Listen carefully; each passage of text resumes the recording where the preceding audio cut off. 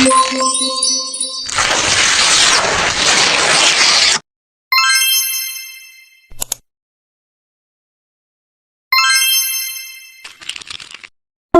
aku Yosita Niken, panggil aja Kak Yosi.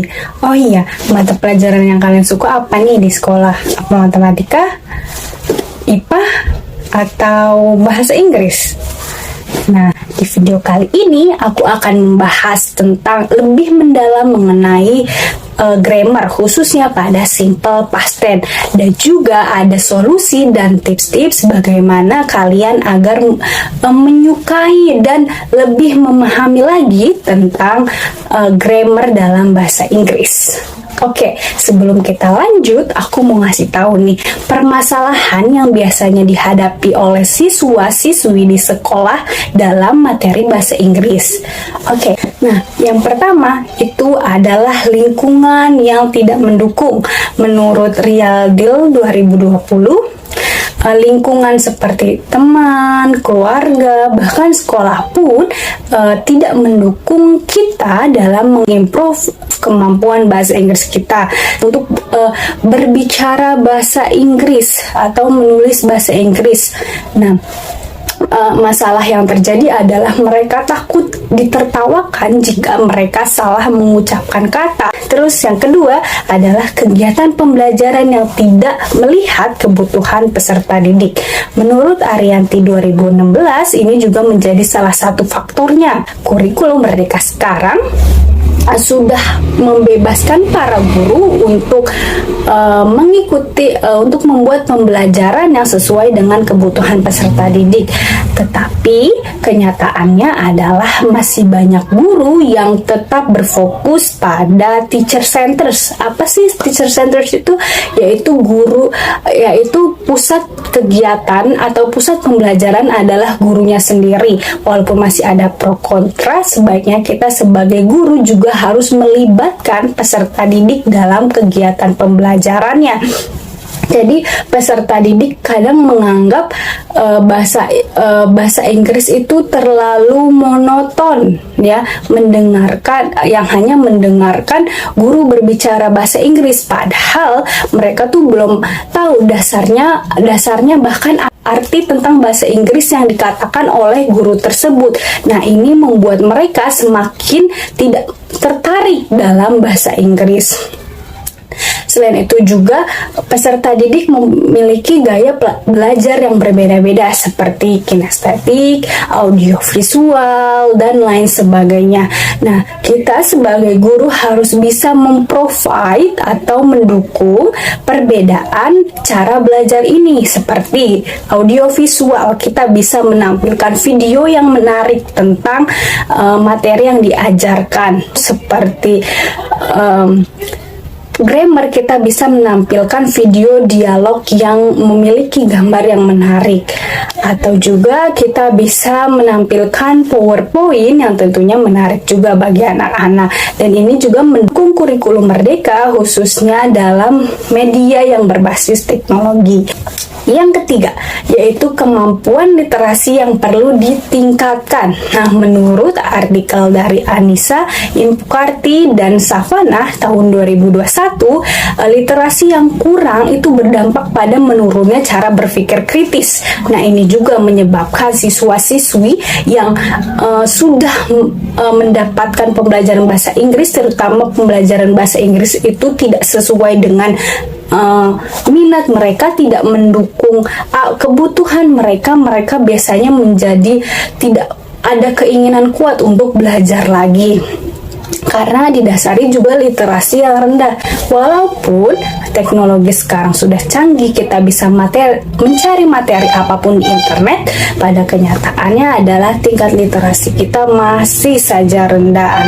Siswa-siswi kurang diajari bagaimana pentingnya membaca sejak dini. Nah, itulah 3 alasan yang melatar belakangi susahnya penerimaan atau pendidikan memberikan materi khususnya dalam bahasa Inggris di negara kita sebagai negara foreign language. Oke, next. Halo everyone, perkenalkan nama saya Linda Parwati. Dari latar belakang yang sudah dijelaskan sebelumnya, kita mengetahui bahwa kesulitan peserta didik dalam belajar grammar, khususnya yaitu dalam pembelajaran tenses. Guru dalam pembelajarannya masih menggunakan metode yang konvensional dan juga masih menyajikan rumus-rumus pada tenses yang membuat peserta didik kebingungan dan merasa kesulitan dalam menghafalnya. Maka dari itu, kami memiliki solusi agar peserta didik dapat dengan mudah mempelajari tenses. Salah satunya yaitu dengan pembelajaran interaktif atau interactive learning. Pembelajaran interaktif dapat diterapkan guru dan orang tua di rumah dalam membantu belajar peserta didik. Oke, kedua rekan saya akan menjelaskan mengenai pembelajaran interaktif. Halo everyone, saya Filza Hairunisa. Saya akan memberi sedikit gambaran tentang pembelajaran interaktif pada simple past tense tanpa menggunakan rumus. Okay, so then now let's watch the video and please repeat the sentence with me. Past tense verbs 1 by Elf Learning. What did you do today? I dried my hair.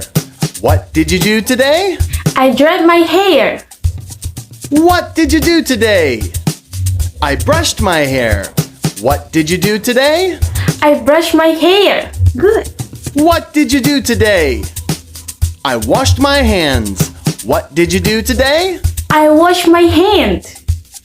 What did you do today? I cleaned my room. What did you do today? I cleaned my room. Great! Let's do. Okay, to check your memories about the video, please guess what this activity. That's great! Dried. Okay, dried is verb 2. Verb that used for past time. Nah, kalau ini kan dried, verb satunya dried apa? Dry. Okay, good. Why dry is become dried? Ya, karena dry itu diakhiri dengan huruf Y. Kalau benda yang diakhiri dengan huruf Y dan jika ingin diubah menjadi past verb, kalian ubah Y-nya dulu menjadi I lalu ditambahkan ed. And how about this? What the name of this activity? Read. That is brushed. Brush is from brush.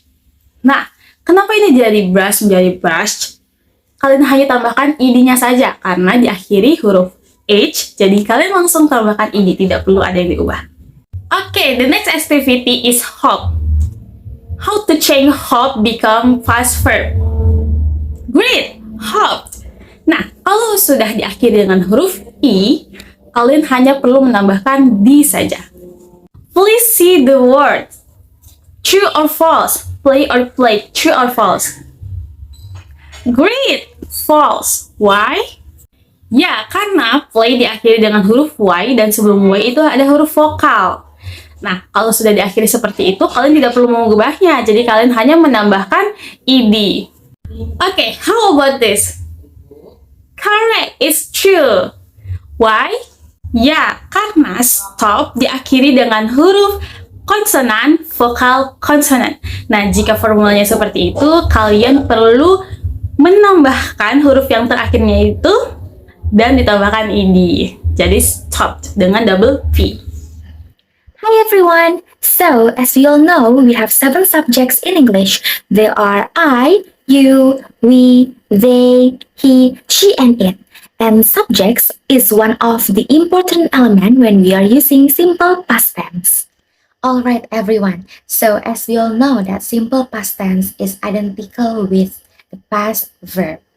Oke, supaya kita lebih mengetahui tentang cara membuat kalimat menggunakan simple past tense in a very simple and easy way, maka di sini ada salah satu contoh dialog yang berisi beberapa kalimat yang menggunakan simple past tense. Oke, kita akan membedahnya bersama-sama. Nah, kalimat pertama, did you watch the last match of World Cup last night? Oke, apabila sebuah kalimat diawali dengan kata did dan kemudian diakhiri dengan tanda tanya, itu merupakan contoh dari interrogative sentence in simple past tense.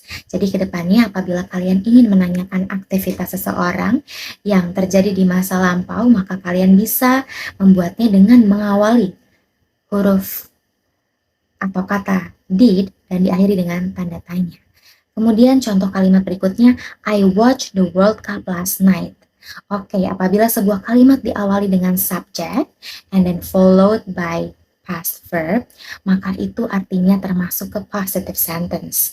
Artinya orang tersebut benar-benar melakukan kegiatan tersebut di waktu yang telah mereka sebutkan di masa lampau. Gitu. Contohnya last night atau semalam. And then next sentence, did you vote France? Ini sama seperti kalimat sebelumnya. Apabila diawali dengan did dan diakhiri dengan tanda tanya, maka termasuk interrogative sentence. And then next sentence, I didn't vote France. Apabila sebuah kalimat diawali dengan subject and then followed by didn't and then followed by verb, maka itu termasuk ke dalam negative sentence. Artinya orang tersebut tidak melakukan kegiatan pada waktu yang disebutkan. Contohnya adalah last night. Kayak gitu ya. And then, I vote France. Oke, seperti contoh sebelumnya ya. Apabila diawali dengan subject, kemudian diikuti dengan past verb, maka itu termasuk ke dalam positive sentence. Oke, artinya yang benar-benar fakta bahwa terjadi di masa lampau.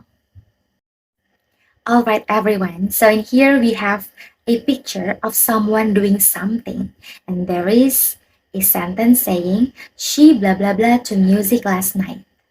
Okay, we have already discussed about this previously, and I want you to guess what is the correct word that we have to put in the blank space. Yes, correct. The answer is listened. She listened to music last night.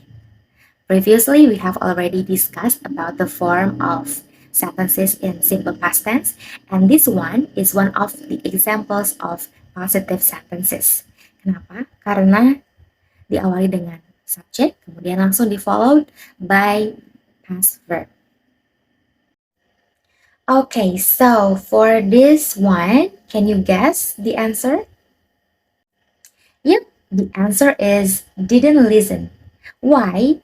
Because di gambar tersebut ada tanda silang yang artinya dia sedang tidak melakukan kegiatan tersebut. So, the correct sentence should be she didn't listen to music last night.